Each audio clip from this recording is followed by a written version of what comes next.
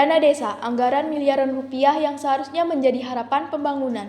Namun, ketika amanah berubah menjadi dugaan penyalahgunaan, siapa yang sebenarnya dirugikan? Mari kita ulik bersama. Selamat pagi pemirsa, saya Mila Nopianti dan saya Fitri Faziri Lubis. Kami hadir dalam program Bedah Konstitusi. Pagi ini kami akan membahas dugaan cakupan dana desa sebesar 327 juta rupiah yang menyeret Kepala Desa Girimulyo Kabupaten Magelang. Penahanan yang dilakukan oleh Kejaksaan Negeri Kabupaten Magelang atas dugaan tindakan pidana korupsi dana desa tahun anggaran 2023. Berdasarkan informasi yang dihimpun, Desa Girimulyo menerima dana sebesar 1,8 miliar rupiah. Namun, hasil audit menemukan adanya dugaan kerugian negara sebesar 327 juta rupiah. Nah, dana yang seharusnya digunakan untuk pembangunan infrastruktur dan kesejahteraan masyarakat diduga tidak direalisasikan sesuai peruntukannya. Lalu, bagaimana konstitusi memandang permasalahan ini?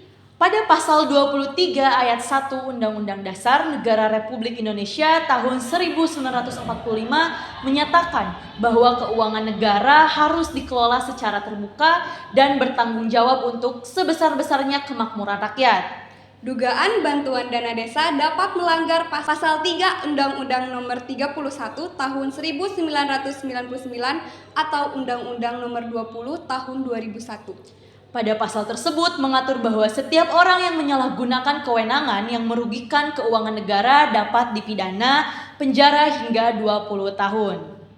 Kepala Desa Girimulyo berinisial BDM sebagai tersangka dugaan tindak pidana korupsi keuangan desa tahun anggaran 2023. BDM masih berstatus aktif sebagai kepala desa pada saat penetapan tersangka. Tersangka digunakan menyalahgunakan pengelolaan keuangan desa tahun anggaran 2023 dengan cara mengelola anggaran secara sepihak.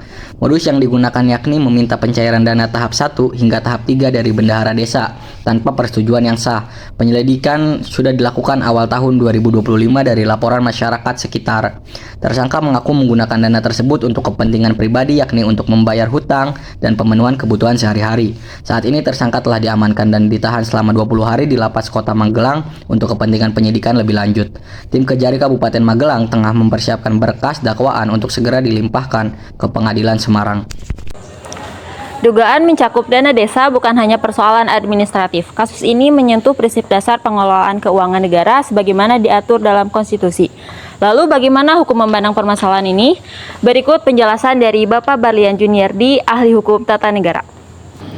Baik, bersama kami telah hadir Bapak Barlian Juniardi, ahli hukum tata negara. Baik Bapak, apakah dugaan ini termasuk pelanggaran konstitusi? Secara prinsip, ya, karena konstitusi mengamankan bahwa keuangan negara harus digunakan untuk kesejahteraan rakyat. Ketika terjadi hipotesis, maka bukan hanya undang-undang yang dilaksanakan, tetapi juga semangat konstitusi. Jika seperti itu, apa ancaman hukumnya, Pak? Jika terbukti melanggar pasal 3 undang-undang, pelaku dapat dipenjara minimal 1 tahun dan maksimal 20 tahun, dan serta denda minimal miliar rupiah. Apa peran masyarakat dalam mencegah hal seperti ini, Pak? Masyarakat memiliki hak untuk mengawasi penggunaan anggaran publik. Partisipasi aktif warga negara adalah bagian dari demokrasi dan penguatan negara hukum. Kasus ini menjadi pengingat bahwa pengelolaan keuangan negara harus selalu berpijak pada prinsip transparansi dan akuntabilitas sebagaimana diamankan dalam Undang-Undang Dasar Negara Republik Indonesia tahun 1945. Baik. Terima kasih atas tanggapannya, Pak. Mari kita kawal bersama-sama kasus ini agar ditindaklanjuti secara adil sesuai dengan hukum yang berlaku di negara ini. Dari Girimulyo, Kabupaten Magelang, saya Natasha Piandayu, kembali ke studio. Kasus ini terungkap berkat laporan masyarakat yang artinya warga negara memiliki peran penting dalam pengawasan. Korupsi bukan hanya persoalan hukum, tetapi masalah moral dan tanggung jawab terhadap rakyat. Dana desa adalah hak masyarakat. Setiap rupiah harus dipertanggungjawabkan. Sebagai generasi muda, kita harus peduli terhadap penggunaan uang negara. Kita harus berani bersuara, berkritis, dan menjunjung nilai kejujuran. Kepedulian terhadap konstitusi dan hukum adalah bentuk cinta terhadap negara. Mari bersama mengawal transparansi dan integritas, karena Indonesia yang bersih dimulai dari kita. Saya Mila Nopianti, Dan saya Fitri Fazirin Lubis. sampai jumpa dalam bedah konstitusi berikutnya. Sekian berita hari ini, sampai jumpa di berita berikutnya. Thanks for watching!